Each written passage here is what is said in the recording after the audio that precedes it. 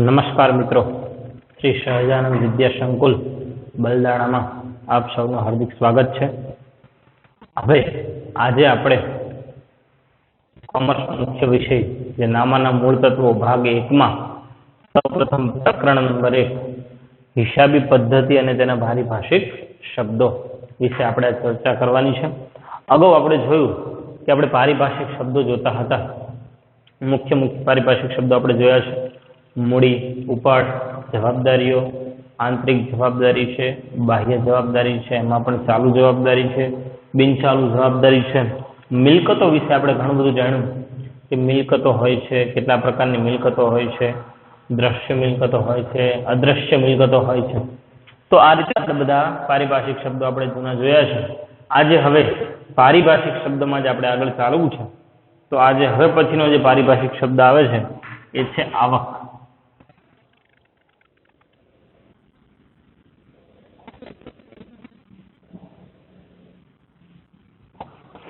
આ તો આપણે આજે વાત કરવાની છે આવકની. તો આવક એટલે શું? જો સાદી અને સરળ ભાષામાં આપણે સમજવું હોય તો આવક એટલે ધંધાની રોજબરોજના વ્યવહારોમાંથી ઉપજતી આવક અથવા નફો, એમાંથી જે ધંધાના ખર્ચો બાદ કરીએ છીએ, આપણા તમામ ખર્ચા બાદ કરીએ અને જે રકમ આપણી પાસે વધે એ બધી શું કહેવાય? આવક કહેવામાં આવતી હોય છે.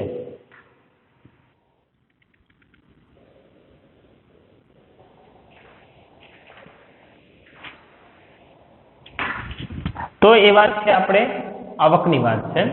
તો વ્યવહારો થાય એમાંથી આપણને આવક મળે કે ભાઈ રોજબરોજના રોજિંદા વ્યવહારો થાય છે. ધંધો શેના પરથી ચાલે છે? વ્યવહારો પરથી ચાલતો હોય છે. અને એ જ વ્યવહારોથી આપણને ધંધામાં આવક થતી હોય છે. આવક થાય એટલે કે નફો થાય તો જ આપણો ધંધો આગળ ચાલતો હોય છે. એટલે ધંધા માટે આવક ખૂબ જરૂરી છે. પરંતુ આ આવકના પણ અમુક અલગ અલગ પ્રકારો છે, અલગ અલગ પ્રકારની આવકો છે. તો એમાં આપણે જોઈએ તો મહેસૂલી આવક,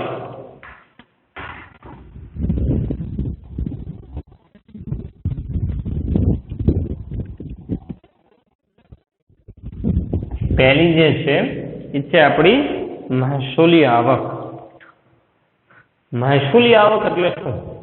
તો મહેસૂલી આવક એટલે ધંધામાં રોજબરોજના વ્યવહારોમાંથી જે આપણને પરિણામ સ્વરૂપે આવક થતી જોવા મળે છે એને આપણે મહેસૂલી આવક તરીકે ઓળખીએ છીએ.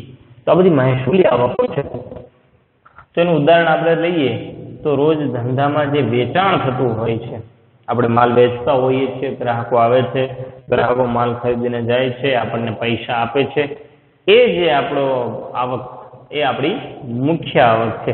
મહેસૂલી આવક રોજબરોજની આવક. રોજ આપણે ધંધે આવીએ, ધંધો ચલાવીએ અને રોજ આપણને આવક થાય તો આ બધી આપણી મહેસૂલી આવક ગણાય છે. ત્યારબાદ બીજો જે પ્રકાર છે એ છે મૂડી આવક.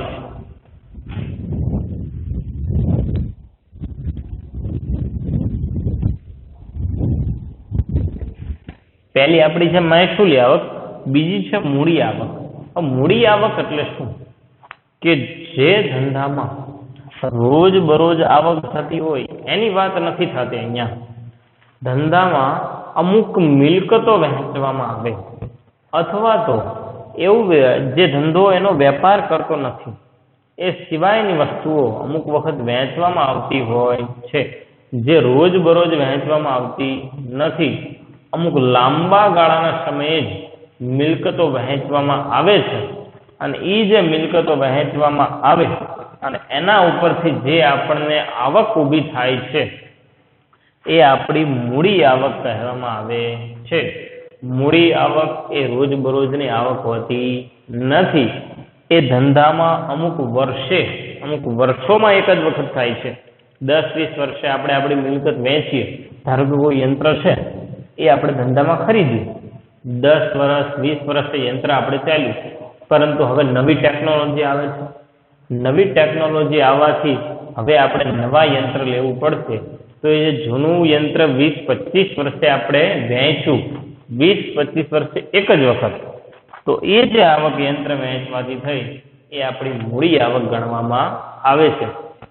આવક એમાં મહેસૂલી આવક કે જે રોજબરોજની આવકો છે મહેસૂલી આવક છે, જે આપણે માલ વેચવાથી ઊભી કરીએ છીએ, અને મૂડી આવક જે વર્ષોમાં એક જ વખત મિલકતો વેચવાથી જે આપણને આવક મળે છે એ આપણી મૂડી આવક છે. હવે આગળ આપણે વાત કરવી છે ખર્ચાઓની.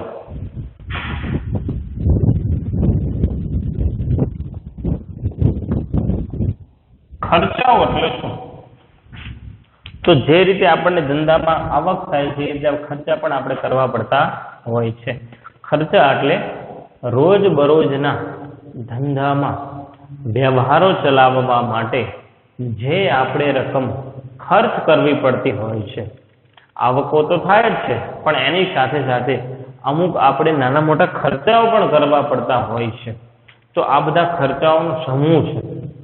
તો ધંધામાં ખર્ચ કરીએ તો જ વ્યવહાર આગળ ચાલે છે. એટલી આવકો થતી હોતી નથી, સાથે સાથે થોડા પણ ખર્ચાઓ પણ કરવા પડતા હોય છે.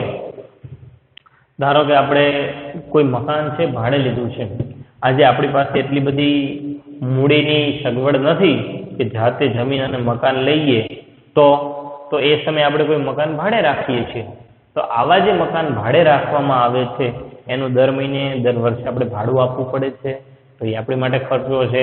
ધંધો ચલાવવા માટે ચોપડા આપણે રાખતા હોઈએ છીએ, એમાં હિસાબી પદ્ધતિઓ લખતા હોઈએ છીએ, તો આ બધી સ્ટેશનરીના ખર્ચાઓ છે. તો આવા નાના મોટા ખર્ચાઓ ધંધામાં ચાલુ રહે છે કે જેનાથી આપણે ધંધાના વ્યવહારો આગળ વધારી શકીએ. હવે એમાં વાત કરીએ ખર્ચાઓના પ્રકારની. તો ખર્ચાઓના પણ મુખ્ય બે પ્રકાર છે. પહેલો છે મહેસૂલી ખર્ચ.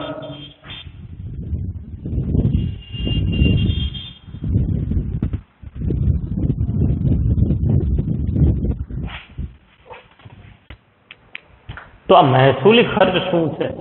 તો જે રીતે મહેસૂલી આવક હતી એ રીતે મહેસૂલી ખર્ચ છે કે ભાઈ ધંધાના રોજબરોજના વ્યવહારો સાચવવા માટે જે અમુક નિશ્ચિત રકમ જાવક સ્વરૂપે દેખાડાતી હોય છે એને આપણા ખર્ચ કહેવામાં આવે છે. તો આવા બધા નાના મોટા ખર્ચાઓ ધંધામાં કરવા પડતા હોય છે. ધારો કે ખૂબ જ મોટી કોઈ કંપની છે તો એમાં કારીગરોને આપણે દર મહિને પગાર ચૂકવવા પડે છે. હા, તો એ આપણા ખર્ચા છે. મજૂરોને મજૂરી આપવી પડે છે. તો હા, એ પણ આપણા ખર્ચા છે. તો આવા બધા નાના મોટા ખર્ચાઓ આપણે કરતા હોઈએ છીએ, એ રોજબરોજના હોય છે. તો હવે મહેસૂલી ખર્ચ બાદ આપણે ચર્ચા કરવી છે મૂડી ખર્ચની.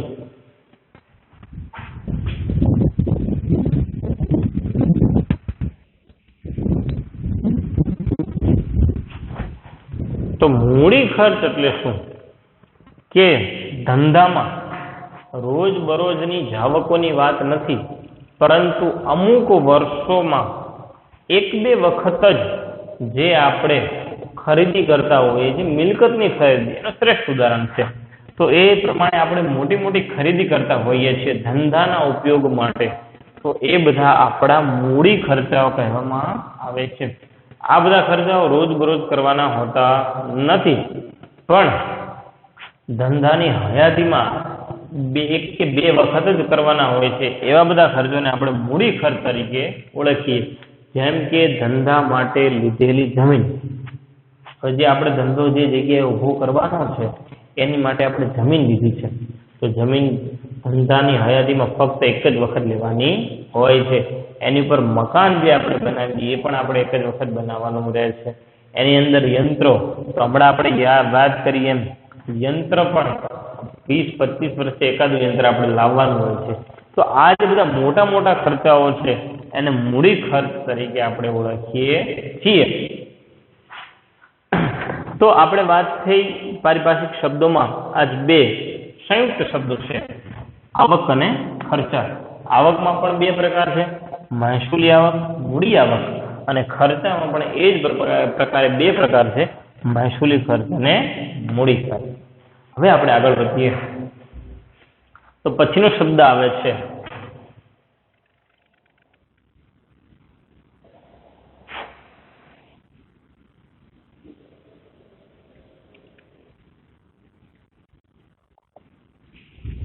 ખરીદી અને વેચાણ. ચાલો, અત્યાર સુધી આપણે ખરીદી અને વેચાણ વિશે ચર્ચા નથી કરી. તો ખરીદી અને વેચાણ શું છે?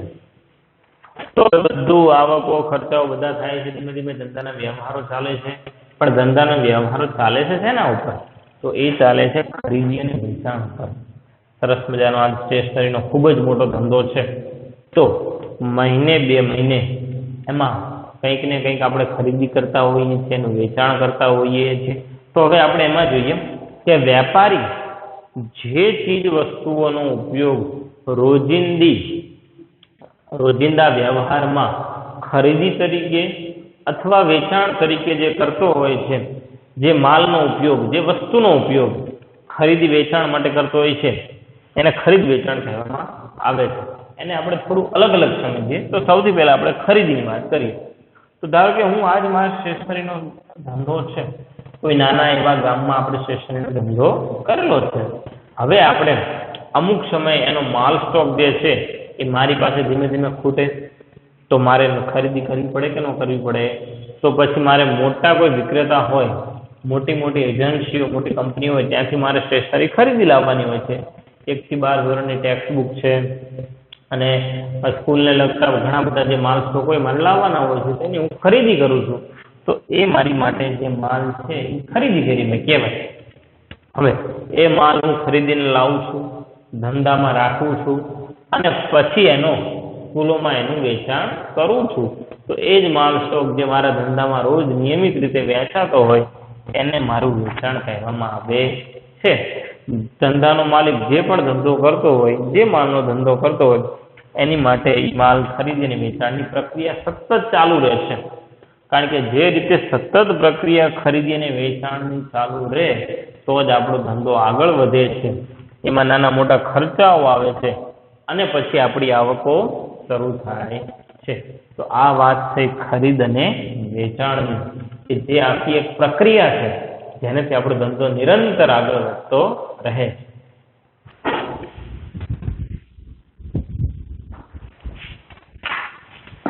તો ખરીદી વેચાણની આપણે વાત કરી તો એમાં આપણે જે ગ્રાહકને આપણે માલ ખરીદી અને વેચીએ છીએ એ આપણું આખું ખરીદી વેચાણ થયું છે.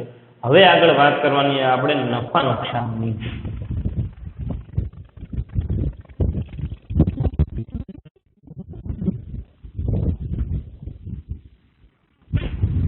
તો આ આપણે વાત કરી છે આવક જાવકની. ધંધાના અમુક નિયમિત વ્યવહારો છે, એમાંથી આપણને આવક પણ થાય છે અને વ્યવહારો કરવા માટે આપણે ખર્ચ પણ કરવા પડતા હોય છે. હવે એ બધા આવક અને ખર્ચ વર્ષ દરમિયાન આપણે કર્યા છે. તો હવે આપણે જાણવાનું છે નફો અને નુકસાન. તો એ આવક અને ખર્ચ આપણે વેપાર ખાતામાં લખીએ છીએ, નફા નુકસાન ખાતામાં લખતા હોઈએ છીએ કે ભાઈ મારે ધંધો ચલાવવા માટે આટલા ખર્ચ કરવા પડ્યા છે અને જે આજ મેં ધંધો ચલાવ્યો હોય એ બધા ખર્ચા કર્યા અને સરવાળે મને આટલી આવક થઈ છે. તો હવે એના પરિણામની વાત છે. એ બધું પરિણામ આપણે કાચા નફો અને ચોખ્ખા નફા તરીકે આપણે આગળ શીખીશું. જ્યારે વાર્ષિક હિસાબ આપણે શીખીએ ત્યારે આપણે એમાં શીખીશું. પણ અહીંયા આપણે જોઈએ નફો નુકસાન. તો નફો એટલે શું? નફો એટલે ધંધાના રોજબરોજના વ્યવહારોમાંથી જે આપણી આવક વધે છે, ખર્ચ કરતા ધંધો જે ખર્ચ કરે છે એની રકમ આવકની રકમ કરતા ઓછી હોય અને આવકની રકમ વધુ હોય ત્યારે ધંધાના પરિણામને આપણે નફો કહેવામાં આવે છે. તો નફો એટલે શું?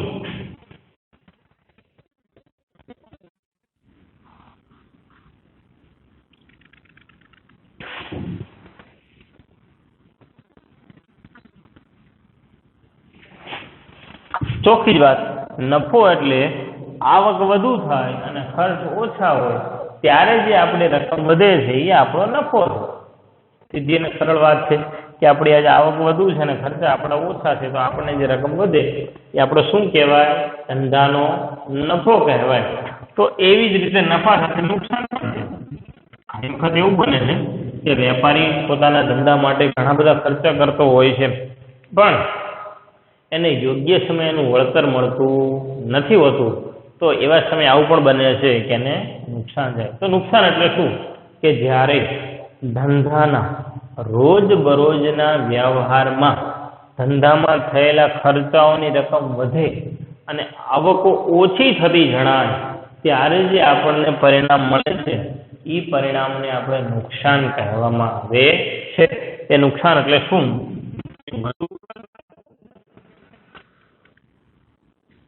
અને ઓછી આવક. આપણે આપણો ધંધો ચલાવવા માટે શક્ય એટલા તમામ ખર્ચા કર્યા છે. સરસ મજાનું મકાન ઊભું કર્યું છે, ધંધાનું મકાન ઊભું કર્યું, એમાં ફર્નિચર કર્યા, મોટા શોરૂમ કર્યા, એની અંદર એસી નાખ્યા, ધીમે ધીમે બધા ખર્ચાઓ ચાલુ થયા. પરંતુ અમુક કારણોસર કે ભાઈ ચુસ્ત હરીફાઈઓ છે આજે બજારમાં, એટલે દરેક ધંધો સરળતાથી ન ચાલી શકે, તો ઘણા બધા કારણોસર મારા ખર્ચા વધી ગયા છે પણ એ પ્રમાણે મારી આવક આવતી નથી. તો આવા જ્યારે ધંધામાં સંજોગો ઊભા થાય છે તો એવા સંજોગોમાં ધંધાને શરૂઆતમાં નુકસાન વેઠવું પડતું હોય છે. તો આ વાત થઈ આપણે નફા અને નુકસાનની.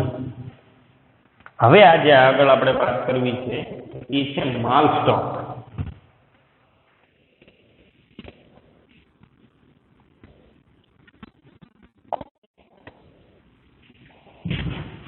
માલ સ્ટોક એટલે શું?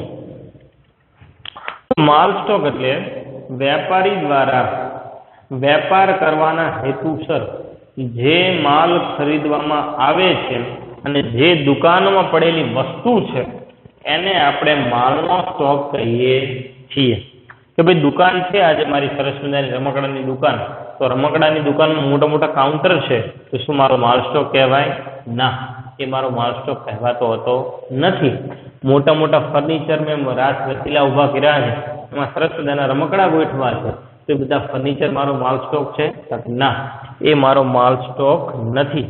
પરંતુ વેપારી જે વસ્તુ રોજ દુકાનમાં લાવે છે આ ખરીદ વેચાણ માટે, એનો મુખ્ય ઉદ્દેશ શું છે? ખરીદી અને એનું વેચાણ. એની ખરીદી બહારથી કરવી અને આપણે એનું વેચાણ કરવું. તો એ માટે જે વસ્તુઓ લાવતો હોય એ વેપારી માટે એનો એ માલ સ્ટોક કહેવામાં આવે છે. તો એ જે સાડીના શોરૂમમાં બધી જે સાડીઓ છે એ માલ સ્ટોક છે. એ જે રમકડાના શોરૂમમાં બધા રમકડાઓ છે એનો માલ સ્ટોક છે. એ ગાડીઓના શોરૂમમાં જે ગાડીઓ પડી છે એનો માલ સ્ટોક કહેવામાં આવે છે. એ વેપારી જે પણ ધંધો કરતો હોય એ એના માટેનો માલ સ્ટોક કહેવામાં આવતો હોય છે. હવે માલ સ્ટોકમાં પણ પ્રકાર છે. તો બે પ્રકાર છે, શરૂઆતનો સ્ટોક અને આખરનો સ્ટોક.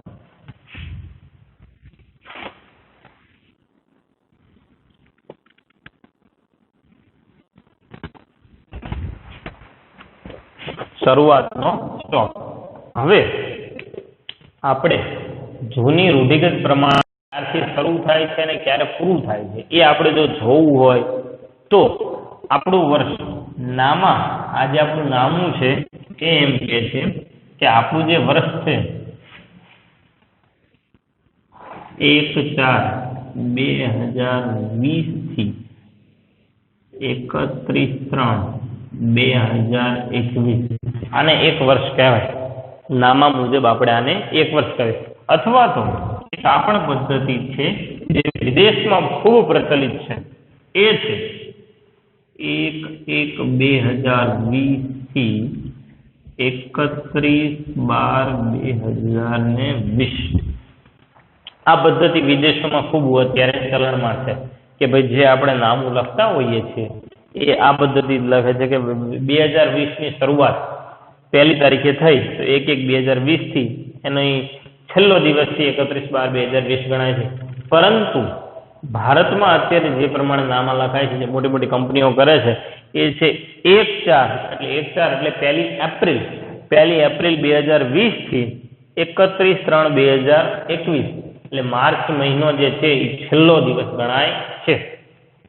તો આ વર્ષોના આધારે સ્ટોક આવે છે. શરૂઆતનો સ્ટોક એટલે શું?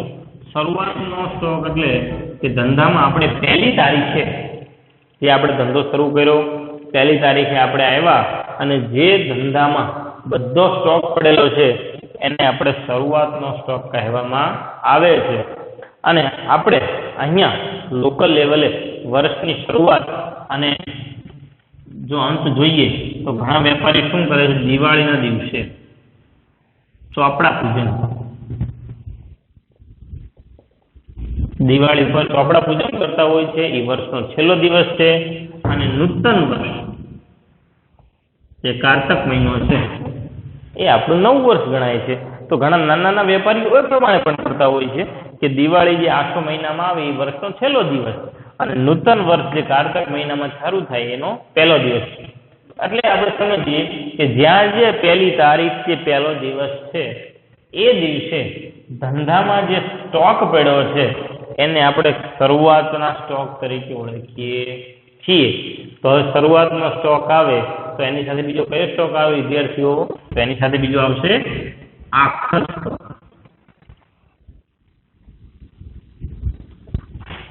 એની સાથે આવશે આખર સ્ટોક આવશે. કયો આવશે? આખર સ્ટોક આવશે. હવે આખર સ્ટોક એટલે શું? તો જે રીતે શરૂઆતનો સ્ટોક છે એવી જ રીતે આખરનો સ્ટોક પણ હોય છે. સમજીએ કે 1/4 આપણે શરૂઆત કરી તો વર્ષનો અંત આવશે 31/3 31 માર્ચે, તો એ આખરનો દિવસ થયો. અથવા તો બીજું જે વર્ષ છે નાણાકીય વર્ષ એ છે 31/12 એટલે ડિસેમ્બર મહિનામાં છેલ્લો દિવસ આવે છે 31 તારીખ. અથવા તો દિવાળીનું છે જે ચોપડા પૂજન તેને દિવસે આખરનો દિવસ ગણાય છે. તો આ બધા અલગ અલગ પ્રકારના આખર દિવસે ધંધાની દુકાનમાં પડેલો જેટલો પણ સ્ટોક છે એને આપણે આખર સ્ટોક તરીકે ઓળખીએ છીએ. વાર્ષિક હિસાબ જ્યારે આપણે ગણીશું ત્યારે બંને સ્ટોકનો આપણે ઉપયોગ કરવાનો આવશે, શરૂઆતનો સ્ટોક અને આખરનો સ્ટોક. તો આ વાત છે આપણે આખા સ્ટોકની.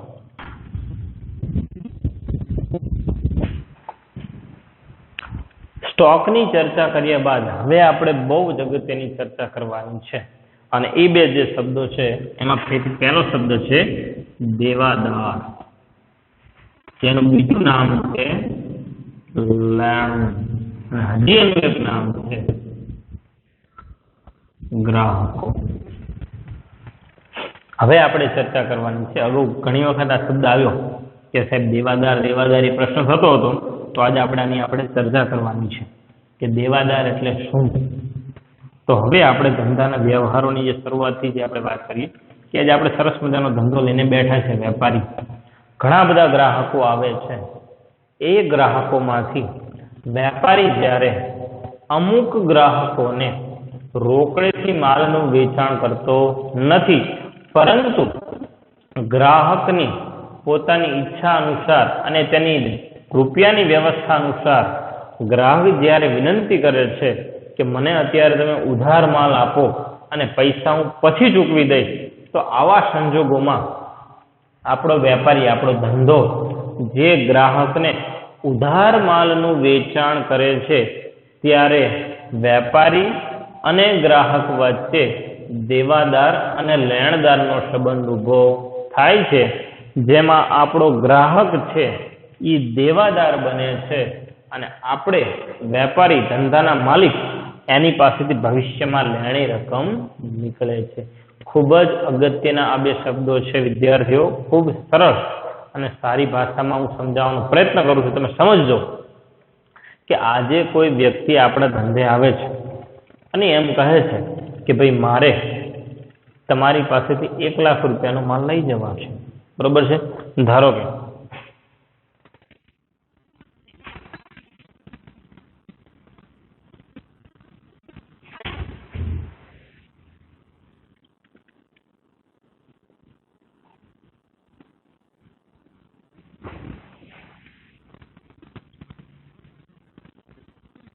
મહેશભાઈને રૂપિયા 1 લાખનો માલ શાક પર વેચ્યો છે. તો હવે વેપારી જે આપણે ધંધાના માલિક છે અને મહેશભાઈ જે ગ્રાહક છે, આ બે વચ્ચે દેવાદાર અને લેણદારનો સંબંધ ઉભો થાય છે. એમાં દેવાદાર કોણ બને છે? મહેશભાઈ બને છે કે ભાઈ તમે દેવાદાર બનો છો, અમારા ભવિષ્યમાં અમારું લેણું છે, અમારે તમારી પાસેથી લાખ રૂપિયા લેવાના છે. ધંધાનો માલિક એમ કે છે કે મહેશભાઈ તમારે ભવિષ્યમાં અમને લાખ રૂપિયા આપવા પડશે. એની અમુક મુદ્દતો નક્કી કરવામાં આવે છે કે ભાઈ તમને 3 માસની મુદ્દત પડે છે. 3 માસમાં તમારે અમને મહેશભાઈએ આપણને 1 લાખ રૂપિયા આપી દેવાના છે. મહેશભાઈ સંમત થાય છે કે વાંધો નહીં, જે ગ્રાહક છે એ સંમત થાય છે વાંધો નહીં, હું તમને 1 લાખ રૂપિયા આપી દઈશ. અને સાથે વેપારી એટલે કે માલિક પણ કહે છે વાંધો નહીં, હું પણ સંમત છું કે હું ભવિષ્યમાં 3 મહિનાની તમને મુદ્દત આપું છું અને એ મુદ્દતમાં તમે અમને પૈસા આપી દેજો. એના માટે ખાસ એ પણ યાદ રાખજો, એના માટે હુંડીનો ઉપયોગ થાય છે. હુંડી આવશે આગળ આપણે ત્યારે વિસ્તૃત ચર્ચા કરીશું આપણે, ત્યારે હુંડીનો ઉપયોગ થાય છે. લેણી હુંડી અને દેવી હુંડી એ બે હુંડીઓ આવશે કે ભાઈ જો ઉધાર માલ વેચીએ તો હુંડીઓ લખવામાં આવશે. તો સમજો તમે આ આખો દેવાદારનો કોન્સેપ્ટ છે. માલિક જ્યારે કોઈ વ્યક્તિને કોઈ ગ્રાહકને ઉધાર માલ વેચે છે ત્યારે તે ગ્રાહક ધંધાનો દેવાદાર બને છે અને આપણું લેણું ઊભું થાય છે. અને એ માટે થઈને એને મુદ્દત આપવામાં આવે છે કે તમે 3 માસ હોય 6 માસ હોય એ સમયગાળા દરમિયાન અમને પૈસા આપી દેજો. બંને પાર્ટી સંમત થાય છે અને હુંડીઓ લખવામાં આવે છે. હુંડીની આપણે અગાઉ વિસ્તૃત આપણે ચર્ચા કરવાની છે. તો આ વાત છે દેવાદારની. દેવાદાર એટલે કે લેણું અને ગ્રાહક. હવે આપણે આગળ વાત કરવી છે લેણદારની. તો આપણે આ જ ઉદાહરણમાં લેણદારની વાત કરીશું. થોડું પહેલા સમજી લઈએ કે લેણદાર શું છે. પછીનો જે શબ્દ છે લેણદાર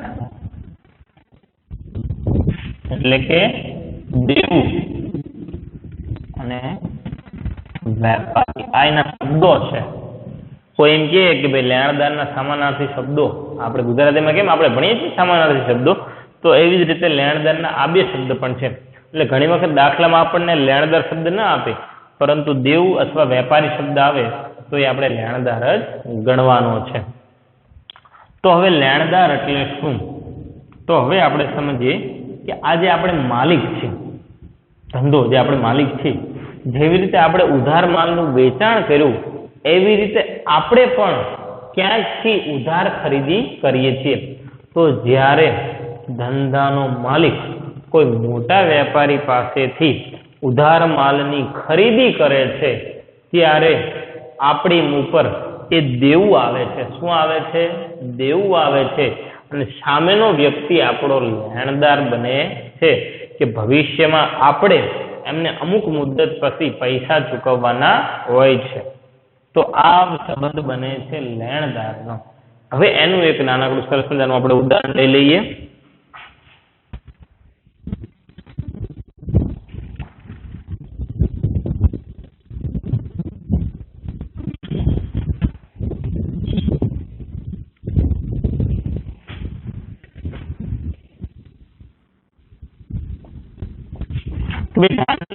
રૂપિયા 50,000 નો માલ ખરીદ્યો.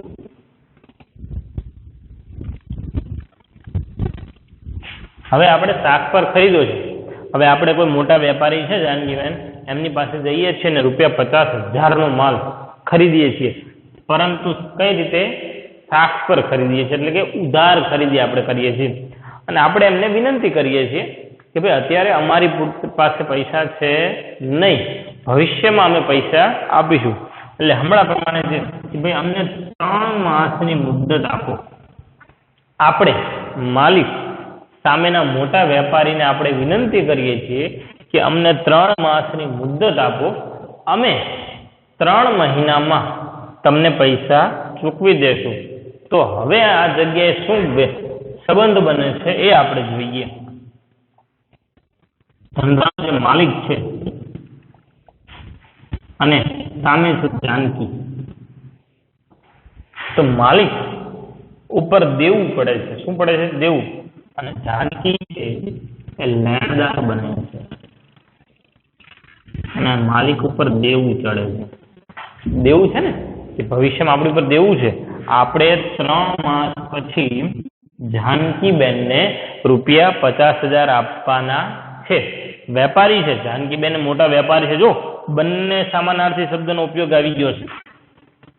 જાનકીબેન મોટા વેપારી છે જે આપણા લેણદાર બને છે અને આપણી ઉપર ₹50,000 નું દેવું ચડે છે. તો ઈ આપણને મુદ્દત આપે છે કે 3 માસની મુદ્દતમાં જાનકીબેન આપણને એમ કહે છે કે 3 માસની મુદ્દતમાં તમે અમને ₹50 આપી દેજો. આપણે સહમત થવી છીએ, જાનકીબેન પણ સહમત થાય છે કે આપણે બંને સહમત છીએ. તો આ સહમતિ બાદ આ સંબંધ ઉભા થાય છે. તો આ બે ખૂબ જ મહત્વના શબ્દ હતા, દેવાદાર અને લેણદાર, જે ભૂતકાળમાં થોડા ઘણા આપણને આવેલા, ત્યારે આપણે કીધું કે આપણે ભવિષ્યમાં સમજશું.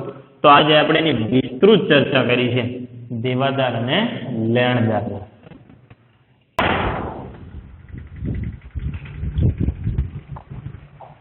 હવે મેં તમને દેવાદાર અને લેણદારની વાત કરેલી ત્યારે એક વચ્ચે શબ્દ આવેલો હુંડી. એમાં બે હુંડી આવી, લેણી હુંડી અને દેવી હુંડી. તો આ હુંડીઓ શું છે, બરોબર છે? આપણે આજે હુંડી વિશે સાથે સાથે ચર્ચા કરી લઈએ, કારણ કે એ દેવાદાર અને લેણદારને સંલગ્ન શબ્દ છે, એની સાથે આપણે સમજી શકીએ. તો હુંડી એટલે શું, તો એની વ્યાખ્યા સમજી લઈએ કે જ્યારે વેપારી કોઈ ગ્રાહકને ઉધાર માલનું વેચાણ કરે છે ત્યારે તેમાં એક વિશ્વસનીય આધાર પુરાવા તરીકે અને સરકારી દસ્તાવેજ સ્વરૂપે જે એક હુંડી લખવામાં આવે છે એને લેણી હુંડી કહેવામાં આવે છે. કે આજે કોઈ મોટો વેપારી છે, એની પાસે ઘણા બધા ગ્રાહકો આવે છે, તો જરૂરી નથી કે બધા જ ગ્રાહકો ઓળખીતા હોય. ઓળખીતાને આપણે એમને ₹20,000 30,000 માલ આપી શકીએ, પણ કોઈ ગ્રાહક જ્યારે ધંધામાં નવું આવે અને એમ કહે છે કે ભાઈ મને ઉધાર માલની સગવડ પૂરી પાડો, ત્યારે આપણે વેપારી તરીકે એને ઉધાર માલ આપીએ છીએ કે ભાઈ હાલો આટલો અમે ઉધાર માલ તમને આપીએ, પરંતુ એનો પુરાવો શું કે તમે અમને 3 મહિના અથવા 6 મહિના પછી પૈસા આપશો. ત્યારે આવા સમયે સરકારી દસ્તાવેજ સ્વરૂપે હુંડીઓનો ઉપયોગ કરવામાં આવે છે. તો આપણે પેલું ઉદાહરણ લઈ લઈએ, બરોબર છે? એક ઉદાહરણ ઉપરથી સમજીએ, જે દેવાદાર વખતે જે મેં ઉદાહરણ તમને આપેલું એ જ આપણે ઉદાહરણ ઉપરથી સમજીએ. તો એમાં શું હતું, મહેશભાઈને ₹1,00,000 માલ વેચ્યો છે. માલિક, ધંધાનો માલિક છે. મહેશભાઈને આપણે ઓળખતા નથી. મહેશભાઈ આપણા નવા ગ્રાહક છે, હવે એને આપણે ઓળખતા નથી. તો હવે શું કરીશું, તો આવા સમયે આપણે માલિક છે, આપણે સીધું ના ન પાડી શકીએ કે ભાઈ ના, હું તમને ₹1,00,000 માલ નહીં આપું. તો એ વ્યક્તિ બીજે જશે અને આપણા ધંધો પડી ભાંગે ધીમે ધીમે. એટલે એ રીતે આપણે થોડો થોડો ઉધાર માલ પણ વેચવો જોઈએ. તો હવે માલિક જે છે, ધંધાનો માલિક, એ મહેશભાઈ પર હુંડી લખશે.